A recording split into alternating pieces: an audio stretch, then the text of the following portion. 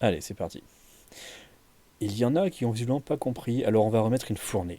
Suite à mon thread en réponse à l'appel au lynchage lancé contre Astronogeek, Clément Fraise et concrètement toute l'organisation du REC, c'est un florilège d'hypocrisie en réponse.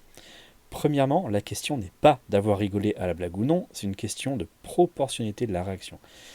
Et oui, effectivement, vous n'allez pas sortir un bazooka si votre voisin est en train de fumer une clope à côté, quoi. C'est pas l'intérêt du truc. Bah là, si. C'est une blague, rien de plus. Une réaction appropriée se doit d'être du même ordre d'importance. Tout à fait. Si quelqu'un fait une blague qui vous convient pas, si vous voulez y répondre, répondez-y par une blague, par du sarcasme. Tournez tout ça en dérision. Mais n'insultez pas, ne provoquez pas du harcèlement, n'allez pas taguer auprès de tout le monde. De toute façon, globalement, ne harcelez jamais, ça se fait pas, c'est tout. Si vraiment la personne, elle vous insupporte, ben vous l'ignorez. Mais ça s'arrête là, et si vraiment c'est complètement illégal, je sais pas, si on parle de pédophilie ou trucs comme ça, là, appelez les flics, mais tout balancer sur les réseaux sociaux, tout déballer comme ça, c'est complètement débile, ça sert à rien, à part à passer pour des gros blaireaux, mais bon, ils sont pas après, hein. Ça aurait même pu être productif pour la cause en question, en saisissant l'occasion pour alerter et informer sur un sujet sérieux, sans chercher à exhiber au pilori qui que ce soit pour crime de mauvais goût. Ouais, voilà. Exact. Quand la communication elle est bien faite, après, euh, que la personne soit d'accord avec vous ou pas, parce que des fois vous aurez des arguments, vous n'arriverez pas à retourner une personne. D'ailleurs, la plupart du temps, c'est ce qui se passe. On le voit bien dans les débats. Les gens, ils sont pas d'accord, ils exposent leurs arguments, mais ils se retournent pas. Par contre, potentiellement, vous arriverez à convaincre des gens autour de vous, vous arriverez à convaincre d'autres personnes. Et donc, ça aidera à votre cause. Et là, ce sera utile. La réaction relevait ni plus ni moins de l'appel au cyberlynchage. Ouais, effectivement, ça a appelé au harcèlement, ça a appelé au lynchage, ça a appelé à la dénonciation, ça a appelé au cancel, ce genre de choses, on l'a bien vu, hein. Vous avez vu qui a été tagué dans le tweet, hein. Il ne s'agissait pas d'adresser une critique potentiellement constructive, mais bien de dénoncer un crime de pensée. Ouais. Alors là, on tombe dans le crime pensé. Bon, on va pas faire les parallèles hein, que vous connaissez tous, mais effectivement, c'est ça. L'objectif, c'était pas de venir débattre. C'était pas de venir expliquer en fait un point de vue. C'était pas de venir convaincre. C'était de dénoncer. C'était de monter en fait tout un dossier pour venir attaquer des personnes, pour venir les cancel. Je pense qu'en plus, Astronogeek, il a un certain passif hein, auprès de cette communauté. Il ne l'aime pas par rapport à son franc-parler, par rapport à sa façon de parler, par rapport à tout ce qu'il raconte. Pourtant, ses sorties, elles sont pas transphobes, elles sont pas quoi que ce soit, hein. Il défend même ces causes-là. Seulement avec ses mots, il dit les choses honnêtement et franchement. D'ailleurs, c'est ce que je préfère chez lui, hein, donc bon. Réaction totalement analogue à la panique morale qui caractérise l'extrême droite. Ici, la psychophobie est une église et la blague est un gamin qui twerk. Ben, plutôt bon parallèle en fait, hein. C'est intéressant. Effectivement, on a le cas de Benjamin, je sais plus comment, là, le gamin qui a fait des conneries dans une église. Euh, donc, oui, moi personnellement, je pense qu'il est con. Je pense que ce qu'il a fait, c'est pas normal. Je pense que je crois pas aux religions, je crois pas à tout ça, mais pour autant, on ne va pas comme ça dans un lieu de culte faire ce genre de choses. On peut parler d'une religion, effectivement, on peut blasphémer dessus, il n'y a pas de problème, on peut faire des blagues, on peut faire des choses, mais un lieu de culte, il y a des gens pour qui c'est vraiment extrêmement important, ils ont besoin d'aller s'y recueillir. Et puis même là, c'est aussi un héritage culturel. Enfin, alors je sais, hein, ça doit sûrement manquer de cohérence tout ce que je dis parce que bon, je vais pas développer dessus. Mais ce qu'il a fait, non, c'était pas bien. Mais de là à aller le bâcher comme il a été bâché, et je crois même qu'on lui a cassé la gueule à la fin. Il me semble qu'il y a une vidéo qui tourne sur internet où on le voit se faire éclater par je sais pas trop qui. Enfin, ça va trop loin, ça va trop loin. Deuxièmement, quand on prétend défendre la veuve et l'orphelin de la psychophobie, la décence exige que l'on n'accuse pas ceux qui en sont victimes aussi de servir de token aux méchants, lorsqu'ils ne sont pas d'accord avec vous. Ouais, sauf que c'est leur façon de faire en fait, c'est tout. Sauf qu'ils sont comme ça, ils agissent comme ça, donc ils ne comprendront pas ce point de toute façon, ça c'est vrai. Mais je vous emmerde, je dis ce que je veux, et j'ai pas à vous demander la permission. Je pense qu'il manque un mot, j'ai pas à vous demander la permission. Ouais, je suis d'accord avec lui. Imaginez un peu si quelqu'un avait dit des victimes du bouseux qu'en dénonçant leur viol, elles servaient de token à l'extrême droite. Ah, pardon, j'avais oublié, ça a été fait justement par le bouseux. Facile du coup, taisez-vous, ça profite extrême droite. Ouais, alors cette sortie du bouseux était magique quand même. Je crois qu'il a dit ça au bout de 6 secondes dans sa vidéo, que c'était la faute à l'extrême droite, et que le fait qu'elle vienne le dénoncer, elle venait les aider. Ce mec, hein, il a atteint un niveau de ridicule, il s'est enfoncé après. Alors je crois que là il a arrêté, ça y est, maintenant il parle plus de cette affaire-là. C'est pas plus mal d'ailleurs. Mais c'était d'un niveau, mais d'un niveau, mais alors c'était affreux. Bouzeux qui d'ailleurs s'est empressé de se joindre à la vindicte populaire. Ouais, il y a un tweet qui traîne quelque part, effectivement. Alors, je ne l'ai pas retrouvé, bon, faut dire que j'ai pas beaucoup cherché aussi. Je crois que Psycho l'a publié, je vous invite à aller voir une de ses vidéos, parce que, ouais, il en fait beaucoup. Bon courage. Et pour finir, le comble de l'hypocrisie, c'est de venir ensuite m'accuser, moi, de nuire à ma propre cause. Vous savez ce qui dessert encore plus cette cause qu'une blague? La haine que vous soignez de toutes parts. Ouais, bah là on en revient à ce qu'on dit tout à l'heure, hein. C'est effectivement, ça dessert complètement la cause. Ne vous comportez pas comme ça, vous desservez votre cause. Restez calme, restez posé, discutez, mais n'allez pas insulter le monde entier comme ça. Bon après, voilà, il y a, il y a What's Me la réponse derrière, il y a plein de choses. Je vous mettrai le lien, vous irez voir, vous irez vous renseigner là-dessus autant que vous voulez. Mais, euh, mais voilà, je vais pas tout détailler, on en a pour des heures, sinon déjà cette vidéo j'ai l'impression qu'elle va être assez longue, plus que ce que je voulais. Donc merci à ceux qui sont restés jusqu'au bout, bah, abonnez-vous, likez, commentez, détestez-moi, peu importe. Mais en tout cas, merci d'être restés, et puis bah, à la prochaine.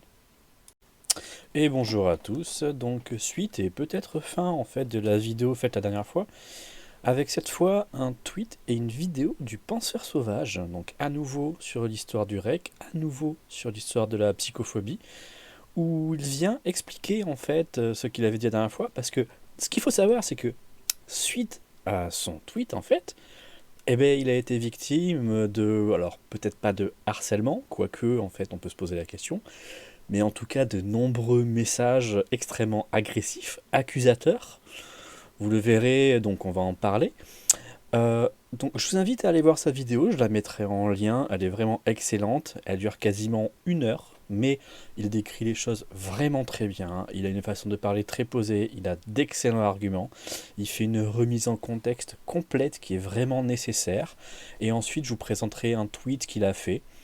Donc on va pas le lire en entier parce que c'est très très long, mais je vous le mettrai en lien aussi, allez le voir, c'est vraiment très très très intéressant.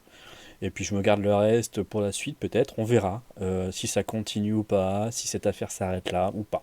Ça, je sais pas encore. Donc je vais commencer par vous montrer quelques extraits choisis. Encore une fois, je vais pas tout vous montrer, hein, la vidéo est très longue. Donc là d'abord en fait, à ce moment-là, donc à 106 secondes, 1 minute 46, il parle du bouseux, il remet en contexte un petit peu ce qui s'est passé, c'est-à-dire les différentes vidéos qu'il a fait sur beaucoup de monde, le fait qu'il se faisait passer pour un chevalier blanc, et les conséquences que ça a eu par la suite. Bon, je vais le laisser parler, il est bien meilleur que moi. Plus spécifiquement, en ayant produit une bonne grosse chiadée de vidéos ciblant publiquement et nommément d'autres vidéastes afin de nous expliquer en quoi ces personnes étaient en fait racistes, sexistes, homophobes, masculinistes, bref très très méchantes quoi. Autant vous dire qu'il avait assez vite acquis une réputation de donneur de leçons particulièrement détestable auprès de beaucoup de monde. Ce qui fait que quand il a à son tour été accusé de viol par deux de ses ex et s'est mis soudainement à balancer tous les pires clichés de la rhétorique du violeur et publier des vidéos sur la culture du call-out, et pas forcément ça a produit un effet comique qui a occupé pas mal de monde pendant un bon moment. Notons en passant qu'il avait incendié Astronogeek pour une vidéo sur la cancel culture, qui est exactement la même chose que ce qu'il appelle la culture du call-out, et que la sienne est au final un plagiat pur et simple de cette vidéo qu'il avait pourtant dénoncé par le passé. Et Voilà. Bon, je pense que tous ceux qui ont suivi un peu l'affaire, là, savent exactement de quoi il parle, hein. Le bouseux, effectivement, depuis maintenant très très longtemps, depuis des années peut-être, s'amuse à faire, enfin s'amuse, fait des vidéos sur tout le monde en fait, tous ceux qui sont pas d'accord avec lui, où il va les dénoncer, où il va les accuser, où il va faire de grands développements complètement pétés, pour en fait les tourner en ridicule, pour les faire passer pour des méchants, enfin, et tout ce genre de choses. Et donc, bien entendu, bah, quand l'affaire du bouseux est arrivée, hein, quand il a été accusé d'avoir agressé ses copines, d'ailleurs il a fait une vidéo où il a avoué, hein, je crois qu'elle a été enlevée, mais elle est encore accessible sur la chaîne Psycho. Eh bien, tout de suite, forcément, est arrivé ce qui devait arriver. Il a pris un retour de bâton logique. Bon, voilà. Ça, c'était juste la remise en contexte du bouseux et de pourquoi, en fait, Astro Geek derrière a fait la remarque qu'il a fait en disant que c'était des cassos. Donc, on va continuer. Ils n'ont pas même cherché à adresser le problème par le dialogue et ont immédiatement saisi l'occasion pour déclencher une véritable panique morale aussi injustifiée que facultative. Et comme en prime, ça se fait avec la prétention de parler au nom d'une catégorie de gens dont je fais partie et au prétexte de nous défendre, et bah ça m'a très vite cassé les couilles, et donc j'ai fait l'effort de rédiger un thread en réponse, concrètement pour pousser un coup de gueule, en expliquant que je fais partie des fameuses victimes de la psychophobie, et que loin d'approuver la démarche qui prend place au nom de mon prétendu bénéfice, je trouve le procédé parfaitement vomissable. Je vais... Voilà. Donc là, ben, en fait, il décrit exactement ce qui se passe à chaque fois. Alors, sur les réseaux sociaux, bien sûr, hein, sur Twitter, qui est un vrai cancer, on verra si Elon Musk change ça. Bon, j'ai un gros doute là-dessus, mais bon, on sait jamais. Mais ce qui se passe à chaque fois, en fait, c'est que si vous tenez des propos qui ne leur plaisent pas, quelle que soit la raison, même des trucs insignifiants, en fait, à la place de venir vous en parler et à la place de débattre avec vous, vous allez être tout de suite accusé d'avoir commis quelque chose d'extrêmement grave. Vous allez être poursuivi. Ils vont venir en masse, ils vont vous faire des harcèlements, ils vont essayer vraiment de vous cancel. Voire certaines fois c'est extrêmement grave, ils vont même essayer d'aller vous chercher dans votre vie privée. On a vu des cas où ils allaient chercher des gens dans leur travail, ils envoyaient des messages en fait au patron, ils envoyaient des messages à la famille, ils envoyaient des photos. Enfin, ça va vraiment très très loin, hein. On est vraiment sur quelque chose qui ressemble au film d'horreur où on voit des espèces de tarés harceler des nanas. Bah, là, on est là-dessus, à part que bah, c'est des SSJW, c'est des choses comme ça. Donc vraiment, c'est très très grave. Donc on continue avec un autre extrait, cette fois à 10 minutes 31. Et par la suite, en ajoutant les concernés à la discussion, on a fini par calmer les choses et parvenir... Non, je déconne, il s'est absolument pas passé ça. Évidemment que c'est pas vrai, une petite storm, ça se conclut jamais comme ça, vous le savez très bien.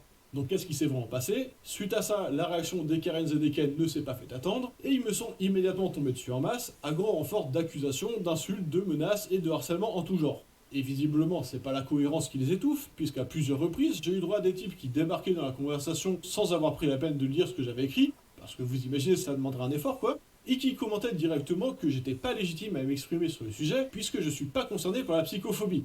Et évidemment, comme on leur a fait remarquer assez vite que si, justement, je le suis, immédiatement après, ils ont rétro-pédalé en disant que je suis toujours pas légitime à m'exprimer sur le sujet, mais cette fois parce que je suis un token. Un token, c'est quoi? C'est quand quelqu'un de concerné par une oppression sociale prend la défense de ses oppresseurs en leur apportant une caution. Par exemple, un esclave qui défend son maître, une femme qui défend le patriarcat, ou un racisé qui défend un parti raciste. Voilà, donc bon, ben là, pareil, hein, on change pas d'un modèle qui gagne, hein, de quelque chose qu'ils sont habitués à faire. Effectivement, ça ne se calme jamais, ça monte toujours dans les tours, on vient vous balancer des masses de messages. Et si jamais vous avez le malheur d'avancer que bah non, vous êtes concerné par le truc parce que c'est votre communauté qui est attaquée, ce quoi vous appartenez, voilà, vous- on vous dit vous êtes un token. Alors, je connaissais ce terme, là, il a extrêmement bien décrit, effectivement, c'est-à-dire devenir une sorte de caution morale pour l'agresseur. On vous accuse de ça. Enfin, je sais pas si vous réalisez à quel point c'est grave, c'est-à-dire qu'on est en train de dire, en gros, quoi que tu dises, on sera jamais d'accord avec toi, tu auras toujours tort. C'est terrible, c'est terrible. Vous avez des gens qui sont en train d'aborder un sujet duquel ils ne connaissent absolument rien. Vous êtes concerné par ce sujet et vous voulez l'exprimer et on vous dit que vous êtes un vendu, une sorte de collabo. Voilà le genre de discours auquel ces gens-là en fait ont accès. Et voilà ce qu'ils disent aux autres. Donc continuons encore sur un autre extrait. C'est la différence entre la critique et l'attaque personnelle. Parce que ça aussi, évidemment, les concernés se sont fait un plaisir de se draper dans le droit à la critique. Et que même que ceux qui sont pas d'accord avec eux, eh bien en fait ils cherchent à les bâillonner comme Hitler. Sauf que je répète ce que je dis depuis le début, critiquer cette blague aurait été légitime. Ce qui est inacceptable, ça n'est pas qu'ils n'aient pas apprécié la blague et l'aient fait savoir. Ça c'est parfaitement leur droit. Ce qui est inacceptable, c'est qu'ils aient utilisé ça comme une excuse à organiser un harcèlement de masse. Et qu'à aucun moment ils n'ont eu l'intention de critiquer justement. Critiquer, c'est une démarche de dialogue. Ça implique de présumer la bonne volonté de celui à qui la critique est adressée, quitte à le faire un peu sarcastiquement si on sait d'avance que le concerné n'est pas de bonne foi, ça arrive souvent. Mais lorsqu'on critique un propos, on présume, ou au moins on prétend, que l'auteur du propos en question n'est pas mal intentionné. On lui suppose la capacité et la volonté de se corriger si l'on parvient à lui démontrer qu'il y a des points problématiques dans son discours. Un exemple de ce qui aurait constitué une critique légitime et recevable dans le contexte présent, ça aurait été de tweeter: tiens, lors du règle de cette année, Clément Fraise et Astronogeek ont mis en scène une scène de camisole et d'internement forcé. Laissez-moi donc saisir cette occasion pour vous expliquer pourquoi c'est problématique et pourquoi les violences psychiatriques ne doivent pas être prises à la légère comme ça. Donc là, on rejoint un peu le point précédent, au final, effectivement. Euh, Dans ce genre de cas, quand on n'est pas d'accord, c'est toujours mieux de discuter. Encore une fois, ces gens-là ne vont jamais discuter. Et critiquer est une forme de discussion. On peut ne pas être d'accord avec quelqu'un, lui exprimer, lui dire qu'on n'est pas d'accord avec lui exprimer notre point de vue et débattre là-dessus. Mais ces gens-là ne font pas ça. Que ce soit sur Twitter ou ailleurs, bon, toujours, bien sûr, toujours plus sur Twitter, parce que ce truc-là est un mégaphone pour cette communauté. Ils vont attaquer directement, personnellement, ils vont insulter, ils vont menacer, ils vont faire des parallèles complètement pétés avec le nazisme, avec des choses comme ça. Ils vont aller direct au point Godwin parce qu'ils savent que ça va baraquer, ils vont essayer de se positionner dans le camp du bien pour essayer d'être intouchables, ils vont essayer de vous positionner vous dans le camp des méchants pour que vous n'ayez plus le droit à la parole. Donc voilà leur procédé. Ça, c'est un exemple. Donc juste après, il continue à 21h59. Au lieu de ça, à quoi on a eu droit? Eh ben, une horde de Karen et de Ken de service qui sont instantanément indignés de la psychophobie abjecte d'une blague de 15 secondes et ont promptement exigé de parler au manager en taguant à tour de bras les auteurs de la blague, mais aussi les organisateurs de l'événement, leurs sponsors, les institutions régionales, la métropole et même le putain de ministère de la Culture. Je déconne pas, leur conception d'une réaction normale à une blague de 15 secondes, c'est d'en faire immédiatement un scandale national impliquant carrément le ministère de la Culture, sans même esquisser une volonté de résoudre quoi que ce soit de manière courtoise et bienveillante. Ça, c'est pas une démarche de critique, c'est une démarche de harcèlement. Lorsqu'on fait ça, on ne cherche pas à engager un dialogue avec quelqu'un dont on présume qu'il est bien intentionné et a juste commis une erreur. On engage directement un combat puisqu'on recourt à un rapport de force. On considère la cible de l'accusation comme un ennemi, et c'est ce qui légitime de lui nuire au maximum, au prétexte de l'empêcher lui de nuire à d'autres. Ce qui ne saurait être légitimé qu'en dernier recours, si toutes les autres solutions moins conflictuelles ont déjà échoué. Comme je l'ai dit, il parle vraiment très très bien. Il s'exprime vraiment très très bien. Donc là, les mots sont lâchés, hein. Effectivement, on est sur du harcèlement. Vous vous rendez compte des personnes à qui ils ont retweeté, même des organismes? Haute-Garonne, Maïf, Occitanie, le ministre de la Culture. C'est complètement fou. C'est-à-dire que ces gens-là, en fait, pour une blague, ils attendent qu'il y ait des recours officiels, ils attendent qu'il y ait des plaintes, ils attendent vraiment un cancel qui va très très loin. On est en train de parler vraiment ici de quelque chose qu'ils aimeraient qui tombe dans le judiciaire pour une blague. Alors, vous pouvez considérer que la blague est vaseuse, vous pouvez ne pas l'aimer, vous pouvez la trouver déplacée, ça, pourquoi pas, effectivement, on a le droit. Mais de là à aller faire ça, mais il faut être complètement taré. Enfin, moi en tout cas, ça ne me viendrait jamais à l'esprit. Quand je trouve que quelque chose ne va pas, je le dis, je l'exprime, et voilà. Et puis c'est bon, et après on en parle, et puis on se met d'accord ou pas. Mais là, ça va très très loin. Et c'est ce que je disais tout à l'heure, ces gens-là essaient de se placer dans le côté du bien, et vous, de vous diaboliser complètement. On le voit à chaque fois, hein. On l'a vu dans tous les harcèlements précédents, que ce soit pour Astronogeek, que ce soit pour Psychodélie, que ce soit pour tous ces gens-là. Ils sont automatiquement placés dans le camp des fachos, des faf, je sais plus ce que ça veut dire, faf, des vraiment de personnages détestables, de personnages qu'on veut tuer en fait, parce que quand on parle de fachos, hein, c'est ça, hein. Donc ça va vraiment très très très loin. Bon alors là ça me fait rigoler. Là, là, ça me fait rigoler, et ça explique aussi pourquoi il sait aussi bien s'exprimer, réfléchir et tout ça. Bon, vous allez voir. Donc, après avoir étiqueté les zététiciens, on m'a accusé de mépriser les SHS, puisque c'est ce que font les zététiciens. Alors que je suis moi-même diplômé en SHS. Parce que oui, la philosophie, c'est une SHS. C'est écrit juste là, vous pouvez pas vous tromper. Du coup, j'imagine que ça fait de moi un double token alors. Parce que sans ça, ils vont devoir remettre leurs idées reçues en question, et ça, c'est pas possible, vu qu'ils sont les gentils qui ont raison. Donc je Voilà, un double token. Ouais, effectivement, quand vous les mettez dans une position comme ça, bah, tout de suite, hein, ils recourent de toute façon à leur méthode habituelle, donc double tokenisation, voilà, double peine. Bref, c'est ouais, comme on le disait précédemment, hein, toujours un peu le même discours, toujours un peu les mêmes méthodes. C'est assez navrant, mais c'est très destructeur. C'est vraiment dommage, c'est vraiment grave. Mais bon. On voit que le taux. Allez, un dernier extrait, puis on s'arrête là. Encore une fois, je vous invite vraiment à aller voir sa vidéo, je vous invite vraiment à aller sur sa page, abonnez-vous à sa page, regardez ce qu'il fait, c'est vraiment très bon. C'est quelqu'un qui réfléchit très bien. Après, Twitter, si vous voulez, moi, Twitter, je supporte pas, je trouve ça horrible. C'est mal foutu, c'est suivre un fil là-dessus, c'est l'horreur. Les gens postent tout et n'importe quoi, enfin bref, j'aime pas. Mais vraiment, c'est quelqu'un de bien, je pense. En tout cas, j'aime bien ce qu'il fait. Donc voilà, j'ai pas regardé toutes ses vidéos hein, pour être honnête, mais celle-là, je trouve que c'est très posé. Donc là, il va expliquer un petit peu ce qu'il pense du comportement psychologique de ces personnes. Bon, alors, vu qu'il a un master en psycho, j'imagine que il a plus de base que la plupart des gens pour savoir de quoi il parle. Donc écoutons un peu ce qu'il a à dire. Parce qu'au fond, il est question que de ça, de narcissisme. Il se drape dans des causes nobles comme la lutte contre le racisme, la psychophobie, le sexisme, etc., etc. Non pas parce qu'il se soucie vraiment d'améliorer le bien-être de tous, mais tout simplement parce que c'est un moyen pour eux de se placer en position d'ascendance morale avec un minimum d'effort. Ils ne daignent user leur clavier que lorsque le rapport entre le temps investi et le potentiel de flatterie générée leur apparaît rentable.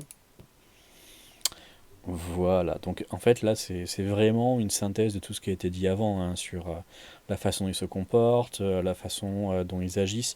Enfin une synthèse non, c'est pas le mot du tout, c'est pas du tout une synthèse en fait. Mais voilà, on vous parle vraiment, il parle vraiment de la façon dont ces gens se perçoivent et pourquoi ils se comportent comme ça. Effectivement, on est sur un niveau de narcissisme qui est exceptionnel. C'est quelque chose de dramatique. Peut-être qu'il devrait le consulter lui, hein, il pourrait les aider, il les comprend bien après tout. Donc bon, ce serait pas mal. Il pourrait les prendre comme clients. Il pourrait les ramener dans le droit chemin.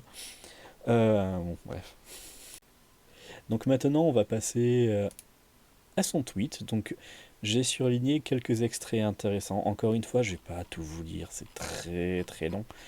Je vous invite à aller le voir, hein. Je vous mettrai le lien dans la description. C'est très bon, c'est très détaillé. Donc ça, c'est son deuxième tweet en fait. Il l'a fait suite, bah forcément, au premier. euh, Après qu'il se soit pris la shitstorm qu'il s'est pris, qu'il a décrit au début. Et donc il a fait ça en réponse. Bon, donc, donc voilà.